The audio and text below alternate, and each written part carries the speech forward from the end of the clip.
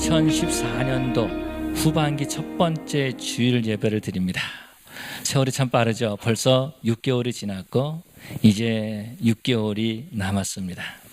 저와 여러분들은 앞으로 6개월 동안 살 때에 지나간 6개월을 잊어버리고 앞으로 6개월 동안 우리가 무엇을 할 것인가 라고 고민하면서 그러면서 우리가 앞으로 날마다 달려가는 그런 저와 여러분들이 되어야 될 줄로 믿습니다. 우리 하나님께서 우리에게 날마다 새날을 주시는 하나님이십니다. 우리에게 새날을 주시는 것은 우리로 하여금 다시 한번 숨쉬게 하시고 다시 한번 눈을 떠서 활동하게 하시고 우리의 손발을 움직여가지고 일하게 하시는 하나님이십니다. 우리에게 그렇게 새날을 주신 것은 우리의 인생이 하나님 나라에 쓰임받게 하기 위해서 저와 여러분들에게 새날을 주신 줄로 믿습니다.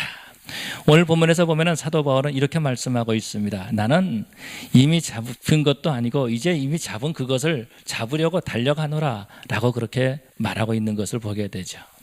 사도 바울이 이 편지를 쓸 때에는 지금 사도 바울이 감옥에서 로마 감옥에서 이 편지를 쓰고 있는 거죠. 그러면서 빌립보 교회 성도들에게 우리가 신앙생활 할 때는 표대를 향해서 달려나가야 된다라고 그렇게 말하고 있다라는 것입니다. 사도 바울의 형편을 보면 그는 지금 로마 감옥에 있는 거예요. 힘들죠, 어렵죠, 열심히 복음을 증거하다가 그는 지금 감옥에서 아무 일도 하지 못하고 있는 그런 모습으로 있다라는 것입니다. 그렇기 때문에 지금 사도 바울이 이렇게 말해주고 있는 거죠. 내가 지금까지 했던 그 일들을 내가 잊어버리고 앞에 것을 바라보고 달려간다라고 그렇게 말하고 있다라는 것입니다. 많은 사람들은요, 환경을 탓하는 사람들이 많이 있습니다. 나는 어려워서 아무것도 하지 못한다. 내 환경은 하나님의 일을 할 만한 그런 환경이 아니다 라고 그렇게 말한다라는 것입니다. 나는 시간이 없다라고 말해요. 나는 돈이 없다라고 말합니다. 나는 자유가 없다라고 말합니다. 나는 건강이 없다라고 그렇게 말하고 있다라는 거야. 그러나 사도 바울은 그 감옥에서 빌립보 교회 성도들에게 편지를 쓰면서 나는 예수님께 붙잡히 받은 그것을 잡으려고 달려간다라고 말하고 있다라는 것입니다. 그러면서 그 잡았다라고 말해주고 있는데 이 잡은 것을 잡기 위해서 달려간다라고 그렇게 말해주고 있죠. 이 잡았다라는 말, 테이크라는 말, 이 말은 헬라 말로 카타노미아라고 하는 그런 말입니다.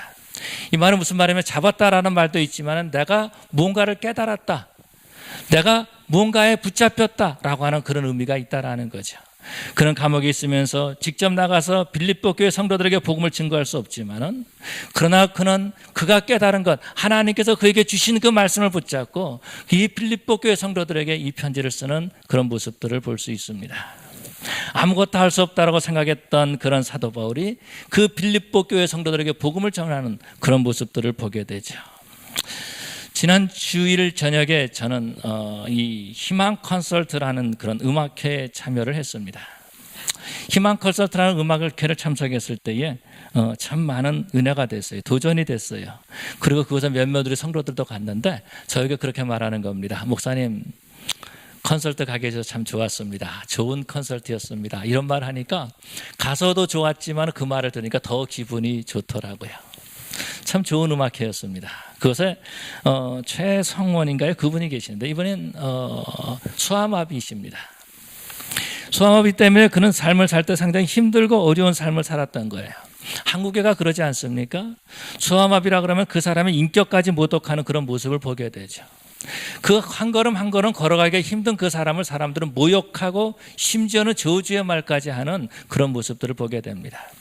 이 사람은요, 어렸을 때부터 자신은 아무것도 할 수 없다라고 생각했던 거예요. 내 몸 가지고 뭘 하겠는가라는 거죠. 그렇게 고민하다가 내가 이 몸 가지고 뭐를 할까라고 하다가 하나님께서 주신 메시지를 받는 거죠. 그러면서 나는 찬양으로 하나님께 영광 돌려야 되겠다라고 하는 그런 마음을 갖습니다. 그러면서 그 노래를 부르기 시작하는 거예요. 그러면서 그는 한국의 장애인으로서 처음으로 테너 그런 성악가가 된 그런 모습을 보게 되죠. 그분이 나와서 찬양을 하는 거예요. 그 손에다가 그 지팡이 같은 건가요? 그걸 짚고 나오는데도 그거 넘어질 것 같더라고요. 그러지 않았습니까? 그런데 거기서 나오는 찬양은요, 정말 성령 충만한 찬양이고 그 찬양을 통해서 많은 사람들이 은혜 받는 그런 모습을 보았어요. 저는 그런 모습을 보고 이런 생각을 가졌습니다. 나는 사지가 멀쩡한데 나는 어떻게 하나님께 영광 돌릴 수 있을까? 나는 저 사람보다 건강한데 어떻게 하나님께 영광 돌릴 수 있을까라는 그런 생각을 가져봤죠. 거기에 또 다른 여성분이 그곳에 오셨습니다. 이분은 시각장애십니다. 시각장애신데 앞을 보지 못한다라는 거죠. 이분의 이름은 노유진이라는 자매입니다. 노유진이라는 자매인데 이분은 피아니스트예요. 앞이 보이지 않는데 피아노를 치시는 거예요. 우리가 아는 것처럼 기타를 치는 것도 눈에 보이지 않고 칠 수 있잖아요. 현악기나 관악기는요, 그게 눈이 안 보여도 어느 정도 처음만 시작하면 할 수 있다라는 거예요. 그러나 피아노는 그렇지 않은 거예요. 눈으로 직접 건반을 보고 그 건반에 손을 올려놓고 두들겨야 된다라는 거죠. 눈이 건강하고 잘 보여도 피아노를 배운다라는 건 참 쉬운 일이 아니에요. 제가 보니까는요, 이 피아노는 어떨 때는 그 4개의 그 곡을 같이 쳐야 되지 않습니까? 그 화음을 맞춰가지고 치기 쉬운 일은 아닐 거란 말이에요. 그런데 시각장애인 이 자매가 피아노를 치는 거예요. 거기 있는 그 오케스트라와 함께 그 협연하는 그런 모습을 보았습니다. 근데 제가 앉아 있었던 그 자리 앞에 이제 협연이 끝나고 그러고서는 앉는 거예요. 앉는데 바로 제가 앉았던 그 자리 앞에는 주로 그 장애인들이 앉아 있었어요. 거기 시각장애인들도 몇 명 있는 것 같더라고요. 보니까 서로 아는 척하고 인사를 하시더라고요. 그래서 이분이 이 장애인들과 함께 사역을 하는구나 라는 것을 알 수가 있었어요. 그런데요, 그 좁은 그 공간에서 왔다 갔다 하니까 서로 인사를 하고 허그를 하는데, 인사를 하고 그 다음에 옆으로 가는데 누가 이렇게 잡아줘야지 가는 거예요. 그런데 참 안타까운 것은 서로 인사를 했지 않습니까? 근데 못 보는 거예요. 그러니까 서로 머리가 막 부딪히는 거예요. 머리가 부딪히니까 인사하고서는 하면서도 웃는 거예요. 그런데요, 그 앞을 보지 못하는 그 노유진 자매가 그 피아노 반주를 하는데, 그 연주를 하는데요, 얼마나 큰 은혜가 됐는지 몰라요. 아무것도 할 수 없다라고 생각했던 그 사람들이 피아노를 배우고, 사람들은 그렇게 말합니다. 노유진 자매는 14살 때부터 피아노를 쳤대요. 그러면서 뭐라고 말하냐면은 다른 사람들보다 피아노를 늦게 치기 시작했다라는 겁니다. 시각장애인으로서 늦게 치기 시작한 거예요. 그런데 지금은 그렇게 하나님을 찬양하고 하나님께 영광 돌리고 그러면서 많은 사람들에게 은혜를 끼치는 그런 모습을 볼 수 있었어요. 그는 뒤의 것을 생각하는 것이 아니라 앞의 것만 바라보고 나간 거죠. 나는 이 피아노로 하나님께 영광 돌리겠다라고 하는 앞의 것만 바라보고 나갔다라는 것입니다. 사도 바울이 지금 빌립보 교회 성도들에게 편지를 쓰고 있지만은요, 이 빌립보 교회는요, 사도 바울이 고통당했던 그런 지역이에요. 그 로마에 가서 첫 번째로 가서 복음을 전했지만은 그는 그곳에 감옥에 갇혀 있었던 그런 경험이 있지 않았습니까? 그런데 그가 지금 빌립보 교회 성도들에게 편지를 쓰고 있는 거죠. 그런데 그는 사도로서 복음을 증거하러 열심히 다녀야 될 그 사람이 온몸이 붙잡혀 있다라는 것입니다. 사슬에 메인바디였다라는 것이에요. 여러분, 일을 할 때 얼마나 괴롭겠습니까? 얼마나 힘들었겠습니까? 그 앞에 좌절이 있는 거죠. 절망이 있는 거죠. 그 좌절과 절망이 사도 바울 앞에서 왔다 갔다 거리는 거죠. 너는 아무것도 할 수 없어, 이렇게 말하고 있다라는 것입니다. 너는 이제 사도직을 할 수 없어, 너는 인생은 끝난 거야, 이렇게 지금 마귀가 속삭이고 있다라는 것입니다.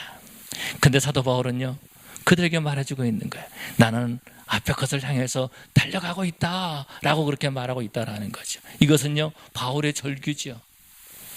바울의 절규다라는 것입니다.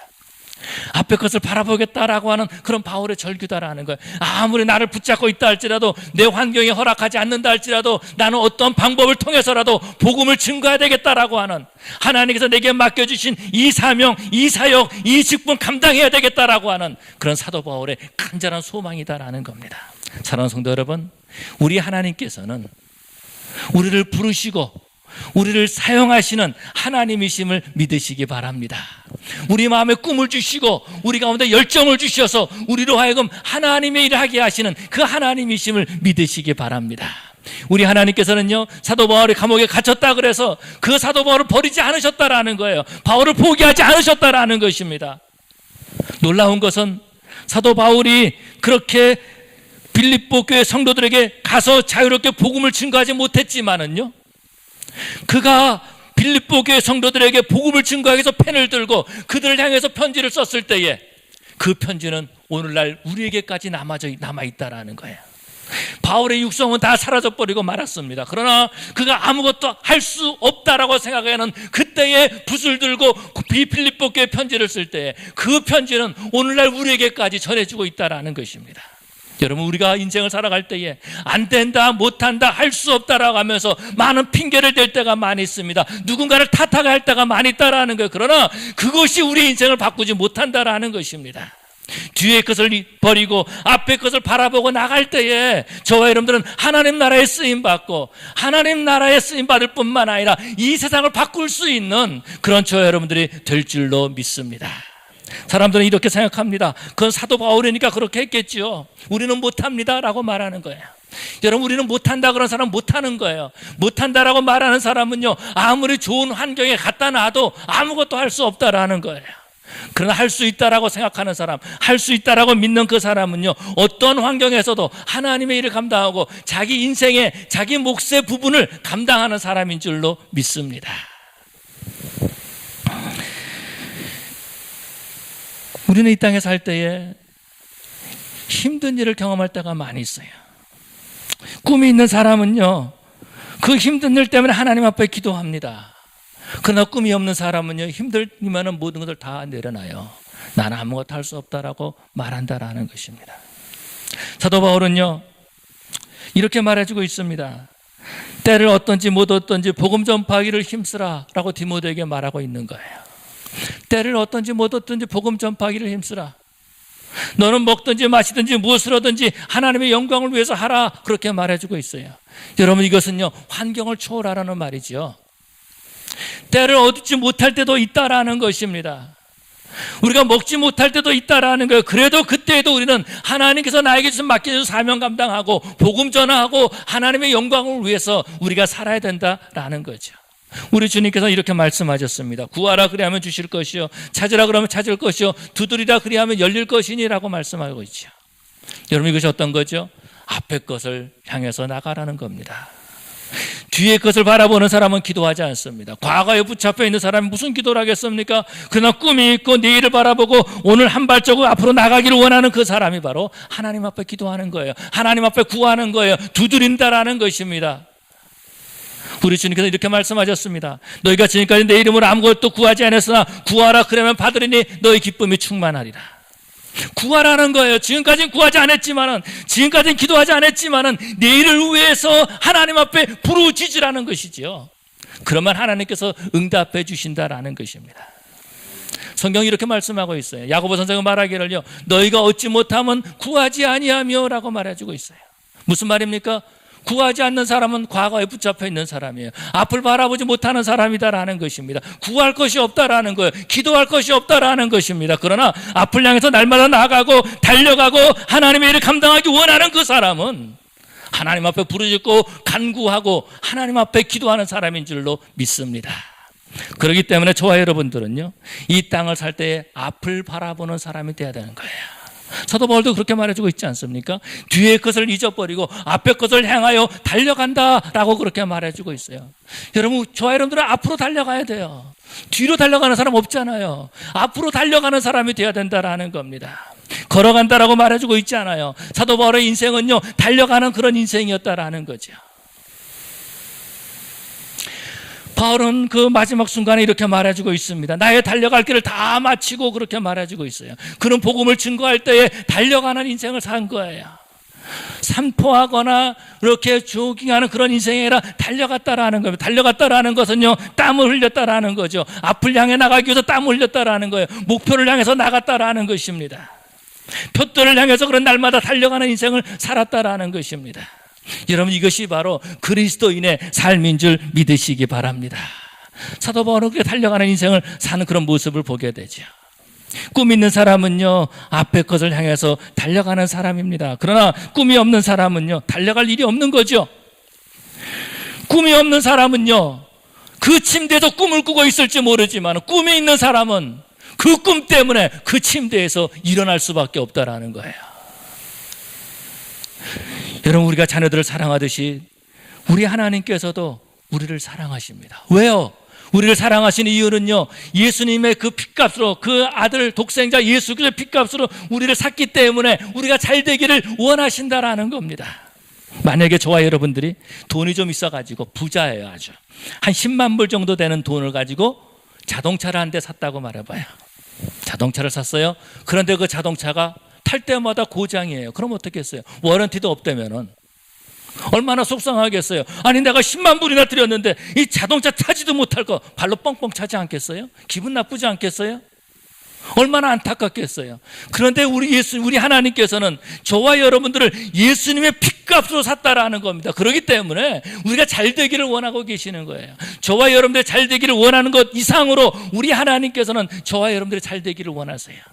그래서 우리에게 꿈을 주시고 우리에게 비전을 주시고 우리로 하여금 하나님 앞에 기도하게 하신다라는 겁니다. 우리 하나님께서는요, 하나님 나라에 쓰임받기 위해서 우리에게 직분을 주셨어요. 저에게는 목사의 직분을 주시고, 장로님께서는 장로의 직분을 주시고, 권사의, 전도사의, 집사의 직분을 다 주셨습니다. 이 직분을 감당하기 위해서라도 우리는 하나님 앞에 기도해야 되는 것이고, 하나님 내가 이 직분을 어떻게 감당할 수 있겠습니까? 하나님 이 직분을 통해서 원하시는 것이 무엇입니까? 라고 하면서 하나님 앞에 부르짖을 수 있어야 된다는 겁니다. 그렇게 될 때에 저와 여러분들은 하나님께서 맡겨준 일들을 잘 감당할 수 있는 거죠. 그때 하나님 앞에 나갈 때에 잘하였도다 착하고 충성된 종아 네가 적은 일에 충성하였으니 내가 네게 많은 것을 맡기리라 라고 주님께서 칭찬해 주시고 축복해 주실 줄로 믿습니다. 그러나 우리가 그 직분을 감당하지 못할 때에 적은 일에 충성하지 못할 때에 우리 주님께서 뭐라고 말씀하시겠어요? 약하고 게으른 종아 라고 말씀하지 않겠습니까? 우리는 앞으로 나가기 위해서 꿈을 가지고 그 꿈을 위해서 기도하고 충성할 때에 하나님의 칭찬을 받는 우리 성도들이 될 줄로 믿습니다. 여러분 우리 자녀들이 잘 되기를 원하지 않습니까? 우리는 자녀들을 위해서라도 기도하지 않습니까? 요즘 그런 말을 할 때가 있어요. 하나님께서 나에게 기도하라고 애를 주셨다고. 하나님께서 나에게 기도하라고 애를 주셨다고. 하나 있는 분은 하나만을 위해서 기도하면 되잖아요. 둘 있는 사람은 둘만 위해서 기도하면 되잖아요. 셋을 위해서 기도해야 되는 거예요. 하나님께서 나에게 기도시키려고 이렇게 하시는구나. 그런 생각이 들 때가 종종 있어요. 여러분 하나님께서는 우리에게 기도시키려고 우리에게 자녀를 주실 때가 있다라는 겁니다. 여러분 우리 자녀가 잘 되기를 원하는데요. 자녀를 위해서 얼마나 기도하나요? 어떤 사람은 자녀를 위해서 기도하기 위해서 새벽에 일어나서 잠자리에 일어나서 하나님 앞에 나와서 기도하는 사람이 있어요. 또 어떤 사람은 자녀에 대해서 별 관심이 없는 사람도 있다라는 겁니다. 한번 여러분에게 이런 도전을 드리고 싶습니다. 자녀를 위해서 기도한 그 기도라고 하는 그 저금통에 여러분을 얼마나 쌓아놓고 계십니까? 자녀를 위해서 기도하는 그 기도통에 여러분은 얼마나 그 기도를 쌓아놓고 계십니까? 1시간이요? 2시간이요? 일생 동안 쌓아놓은 기도가 얼마나 됩니까? 아무것도 쌓인 것이 없어서 찰찰거리고 바닥이 다 보이지 않습니까? 아니면 훌로 차 있습니까? 꿈 있는 사람은요, 기도하는 사람입니다. 자녀가 잘 되기를 원하는 사람은요, 자녀를 위해서 기도하는 거예요. 내 직분을 잘 감당하기 위해서 원하는 그 사람은요, 그 직분을 위해서 기도하는 사람이다라는 겁니다. 내 인생이 잘 되기를 원하는 사람은요, 정말로 내가 이펙티브한 사람이 되기를 원하면은요, 그 일을 위해서 하나님 앞에 기도한다라는 거죠. 꿈 있는 사람은 날마다 한 발자국씩 나가고 기도하는 사람이죠. 우리에게는 하나님께서 꿈을 주셨습니다. 2014년도를 시작할 때에 세상을 바꾸는 교회다라고 하는 꿈을 주셨어요. 가만히 보니까 우리 예수님께서 이 땅에 오셔가지고 세상을 바꾸셨습니다. 예수 믿는 사람들이 가는 곳곳마다 세상이 바뀌었습니다. 복음이 전파되는 곳곳마다 그 나라가 변화되는 그런 모습들을 보게 됩니다. 그런데 이 사우스베이 지역에 100여 개의 교회가 있는데 왜 세상이 바뀌지 아니할까? 이 로스앤젤레스 지역에 약 한 1,400개의 한국 교회가 있는데 왜 한국 사람들이 바뀌지 아니할까? 한번 우리는 고민해 봐야 된다라는 거예요. 우리는 그런 말을 합니다. 어떤 교회는 수천 명이 모입니다. 어떤 교회는 얼마가 모입니다라고 말하는데 과연 그 교회들이 세상을 바꾸는 일에 얼마나 동참했을까? 놀라운 것은 우리 하나님께서 작은 우리 교회에게 그런 꿈을 주신 거예요. 어떤 꿈이요? 세상을 바꾸는 교회가 되라. 세상을 바꾸는 교회가 되라라고 하는 꿈을 주셨다라는 겁니다. 이제 우리가 꿈이 있으면 이 꿈을 가지고는 기도해야 되는 거예요. 하나님, 우리의 힘으로는 세상을 바꿀 수가 없습니다. 하나님, 벌써 6개월이라는 시간이 지나갔습니다. 어찌하면 좋습니까? 하나님, 이 꿈을 이룰 수 있도록 도와주시옵소서. 저와 여러분들은 하나님 앞에 기도하는 자들이 되어야 될 줄로 믿습니다. 여러분, 꿈을 가진 사람은요, 세상을 바꾸는 일에 쓰임받아야 된다라는 거예요. 저와 여러분들은 세상을 바꾸는 일에 쓰임 받아야 된다라는 거죠. 사람들은 인생을 살면서 후회할 때가 많이 있습니다. 저도요, 요즘 보면 후회할 때가 참 많이 있어요. 제일 많이 후회하는 건 어떤 거냐면은 내가 책을 안 읽었구나, 내가 무식한 목사구나. 너무 마음이 아파요. 너무 마음이 아파요. 책도 많이 안 읽었는데 눈까지 요즘은 잘 흐리들여서 보이지 않아요. 돋보기를 써야지 잘 보인다라는 거예요. 마음이 아파요. 남들 책 읽을 때나 뭐 했었나, 그런 생각을 가질 때가 참 많이 있어요.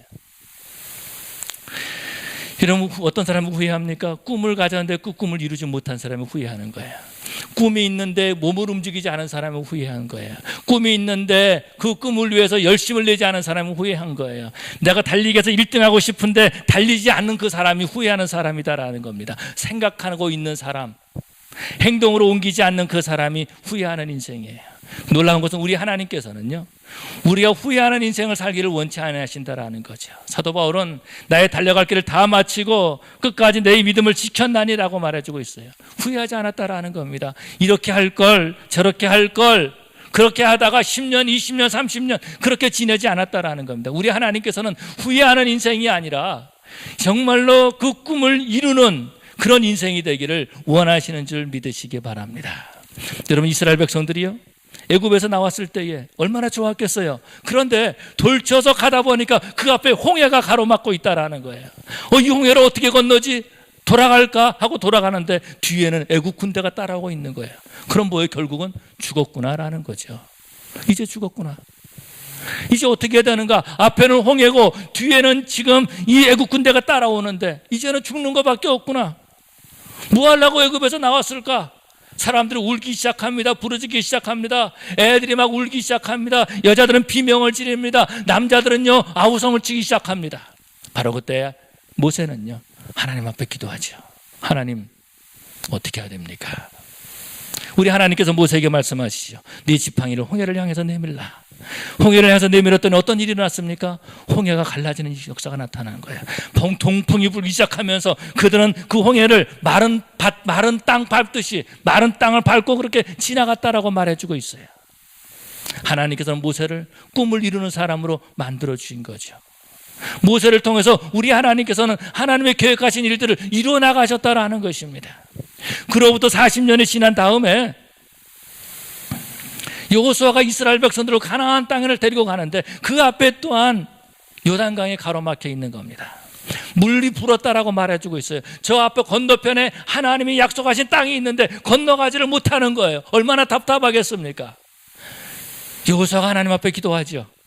그렇게 기도한 다음에 하나님의 메시지를 받습니다. 그러고 난 다음에 법궤를 맨 그 이스라엘의 제사장들이 법궤를 메고 난 다음에 그 요단강 그 강물이 넘친 그곳에 그들의 신발을 그들의 발을 그 물에 담갔더니 물이 말랐다라고 말해주고 있어요. 물이 그쳤다라고 말해주고 있어요. 흐르던 강물이 멈추었다라고 말해주고 있어요. 사람들은 그렇게 생각합니다. 아니, 지금 물이 흐르는데 어떻게 여기다 우리 발을 담급니까? 우리로 죽으라는 말입니까? 이 법궤 끌고 우리가 죽겠습니다. 이렇게 말하는 사람이 있을지 모르겠어요. 우리는 못합니다. 안 됩니다. 할 수 없습니다. 만약에 그렇다면은요, 가나안 땅은 꿈으로 남고 말았을 것이다라는 거예요. 그 땅에 들어가지 못했을 것이다라는 겁니다. 그러나 하나님의 말씀을 붙잡고 믿음으로 그 땅에 들어갔을 때에 그들은 가나안 땅에 들어갈 수 있었다라는 것입니다. 여러분, 우리의 시선을 바로 하나님께 고정시켜야 될 줄로 믿습니다. 하나님께 시선을 고정시키고 하나님께서 맡긴 일들을 감당할 때에 바로 우리는 꿈을 이루는 사람이 될 줄로 믿습니다. 일본 전선의 나가모리 사장은 이런 얘기를 하고 있습니다. 우리 직장에 필요 없는 사람, 이런 사람 우리 직원이 될 수 없다라고 그렇게 말해주고 있어요. 어떤 사람이냐면요, 필요할 때 안 보이는 사람, 정말 필요해서 이 일이 해야 되는데 그 정말 책임자들이 나타나지 않는 거예요. 이런 사람은 우리 회사에 필요 없다라는 것입니다. 아무리 실력이 있고 아무리 학벌이 좋아도요, 자기 일에 책임지지 않는 사람, 필요할 때 없는 사람은 필요 없다라는 거예요. 두 번째로 자기 회사에 필요 없는 사람은 어떤 사람이냐면 지각하는 사람, 필요 없다라는 거예요. 지각하는 사람은 이미 회사에 관심이 없다라는 사람이에요. 그래서 안 쓰겠다라는 겁니다. 세 번째로 회사에 대해서 남의 말을 같이 하는 사람, 이 일본 전산이나 그 회사에 대해서 정말 이 회사를 위해서 일하겠다라는 것이 아니라 남의 일처럼 그렇게 생각하고 말하는 사람, 이런 사람 필요 없다라는 것입니다. 여러분, 우리는 하나님의 일할 때도요, 정말 하나님 앞에 인정받을 수 있어야 되는 거예요. 지각하는 사람 여러분 좋아하시겠습니까? 무슨 일을 할 때마다 다 지각을 해요. 그런 사람 좋아하겠어요? 나도 싫어하는데 여러분 좋아하시겠어요? 여러분, 하나님께서는 일꾼을 부르실 때 그 일꾼이 필요해서, 그 자리에 필요해서 불렀는데 꼭 필요한 그때에 사라져 있는 사람, 이 사람 필요 없다라는 거죠. 하나님의 일에 대해서 남의 일 하듯 말하는 사람 소용없다라는 것입니다. 세상의 직장에서도 그렇게 쓰는데, 하나님 나라 은혜니까 여러분, 아무리 은혜지만은요, 그 은혜를 이용하려고 하지 말아야 된다라는 겁니다. 우리는 하나님의 일을 해야 될 사람이에요. 하나님의 일꾼들이다라는 것입니다. 그렇기 때문에 우리는 꿈을 가지고 그 꿈을 이루어 나가는 그런 인생을 살아야 될 줄로 믿습니다. 저는 그런 생각을 가져봤습니다. 정말로 힘든 사람들이 어떤 사람들일까? 인생을 살면서 정말로 사람들에게 부담이 주는 그런 사람이 어떤 사람일까? 이민 생활을 하면서 그런 것들을 많이 보게 됩니다. 돈도 없는데 일도 하지 않는 사람. 그러고서는 누가 나한테 일을 안 줬다고 그러는 사람. 돈도 없는데 일도 안 해. 돈도 없는데 일도 안 해. 그러니까 돈도 없는데 열심이 없는 사람. 열정이 없는 사람. 물론 열정이 없으니까 돈이 없겠죠. 그렇지만은 돈이 없으면은 열심이라도 있어야 되잖아요. 열정이라도 있어야 되잖아요. 두 번째로 이런 생각을 가져봤습니다. 공부도 못하는데 노력도 안 하는 학생. 공부 못하면 노력이라도 해야 되잖아요. 공부 못하면은 남들이 1시간에 배울 거 나는 머리가 나빠서 못 배운다 그러면 2시간이라도 앉아서 배워야 되잖아요. 그런데 공부도 못하는데 노력도 안 해. 여러분, 이런 사람은요 정말 힘든 사람이에요. 하나님의 일에 쓰임받지 못할 사람들이다라는 겁니다. 여러분, 우리가 세 번째로 교회에 대해서 이런 생각을 가져봤어요. 신앙도 없는데 기도도 안 하는 사람. 아니, 신앙도 없는데 기도도 안 해. 신앙도 없는데 기도도 안 해. 아니, 신앙이 없으면 기도라도 해야지 신앙이 생길 거 아니에요. 근데 기도도 안 해. 그러면 뭐예요? 신앙이 없다라는, 더 없다라는 거죠. 바뀔 가능성이 없다라는 것입니다.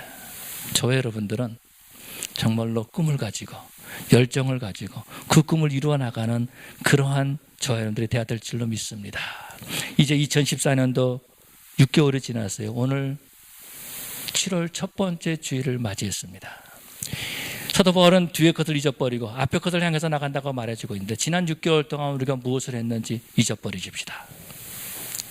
지난 6개월이 중요한 것이 아니라 앞으로 6개월이 중요하다라는 거예요. 어떤 사람들은 그런 모습을 봐요. 나는 어디서 태어났다고 자기 고향 거기에 붙들려 있는 사람이 있어요. 그게 내 인생을 바꾸지 못한다라는 겁니다. 나는 어느 대학교에서 무슨 공부를 했고 그 다음에 또 성적을 얼마 받았다, 그것이 중요한 것이 아니다라는 거예요. 그것이 내 인생을 바꾸는 것이 아니다라는 겁니다.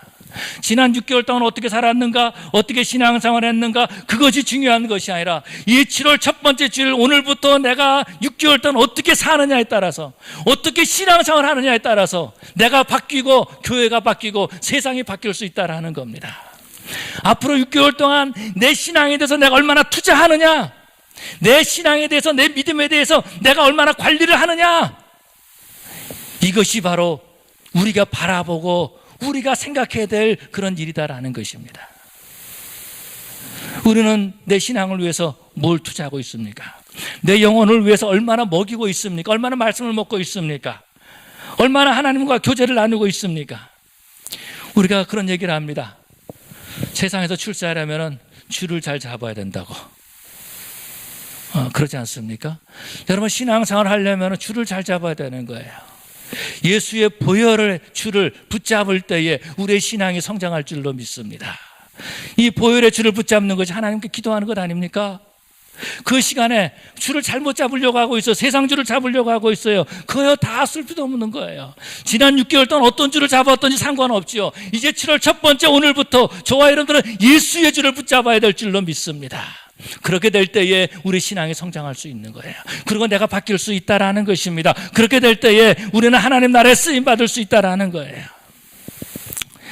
저는 작은 교회 목사입니다. 여러분들도 작은 교회 출석하고 있어요.